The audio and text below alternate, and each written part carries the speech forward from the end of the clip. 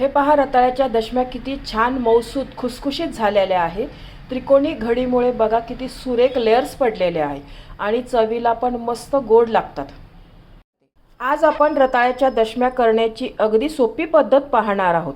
आषाढ महिन्यात पूर्वीचे लोक अशा दशम्या, घारे, धपाटे, कापड्या हमखास करायचे। याला आषाढ तळणी असेही म्हणतात।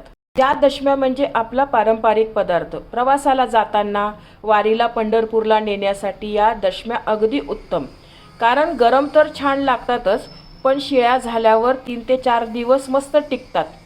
मुलांना बाहेरचे पिझ्झा, बर्गर ऐवजी असे पौष्टिक पदार्थ खाऊ घातले तर त्यांना आपल्या पारंपरिक पदार्थांची गोडी लागेल।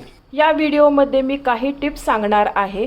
रताळ्यात पाणी न घालता कशी शिजवायची म्हणजे ती पानसट लागणार नाही। गूळ पाण्यात फक्त कसा विरघळायचा आणि घडीची त्रिकोणी दशमी करून मस्त लेयर्स कसे पाडायचे। रेसिपी नेहमीप्रमाणे खूप साधी व सोपी आहे। भरपूर टिप्ससह संपूर्ण रेसिपी तुमच्याबरोबर शेअर केलेली आहे।